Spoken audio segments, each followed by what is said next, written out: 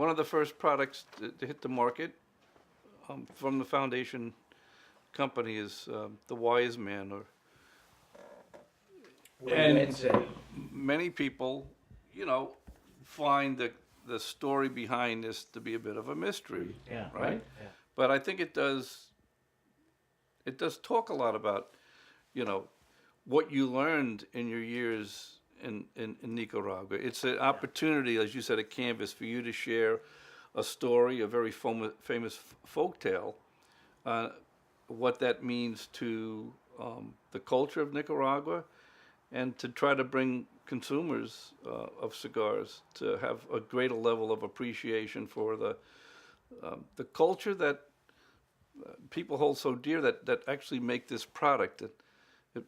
I think it'd be interesting if you talked a little bit about how you discovered this folktale and how you feel about it, and why you went in this direction with a finished product. So, I arrived to Nicaragua in March of 2003, and I'm living in this place that I really didn't understand except for its cigars. In 2003, there weren't many cigars from Nicaragua on the market. No? Can you remember Hoy de Nicaragua? That was about it, really. Mi Cubano, I think. Esteli was far from what it is today in terms of being a real epicenter for tremendous production of beautiful cigars. It just really was at the very early stages. Very early. It's amazing how far it's come. So I remember I had been traveling around the world the year before I went to Nicaragua. I moved my life to this place that became, when you work in a foreign place, as it's different than working, say in your hometown, because you're still a representative of that company off hours, So 24/7. 24/7. So this imagery I started seeing back then. This imagery is really everywhere in Nicaragua. It really represents the heart and soul of the culture, but the imagery is almost like the Statue of Liberty for us here in the United States. And as I dove into the culture of Nicaragua, all I knew was Sandinista, Ira and Contra, and here you have this dance that is still celebrated today every January. Since the late 1500s, this dance has been going on, and it's recognized by UNESCO as being a heritage cultural treasure of the world. Huehuense, the GUs, this is a word indigenous to Nicaragua. So even if you speak Spanish, it's a difficult word. It's Nahuatl, they call it, which is in Nicaragua means the land of lakes and volcanoes in Nahuatl.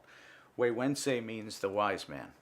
So this is the dance of the wise man who's being called before the Spanish governor of the time, late 1500s, and he's being blamed for all the problems that Nicaragua has. And the governor has banned dance or any art, things of that nature.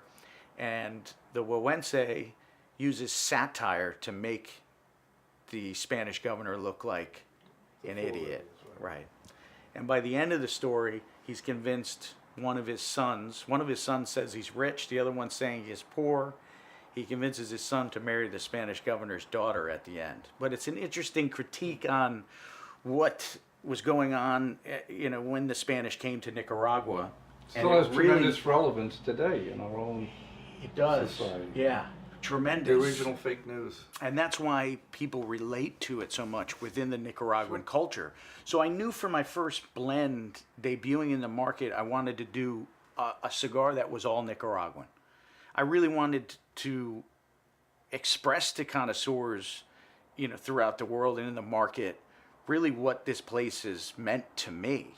Obviously, representative of your experience there, correct. How you fell in love with the culture. And there was nothing else to represent that for me than Huehuense.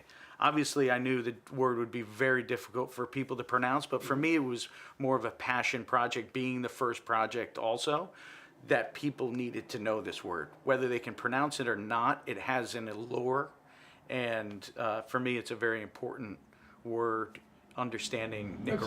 It's an opportunity to educate and to teach, and bring people closer to the knowledge and the experience that you had. That's part of the concept of foundation and sharing with that. Correct.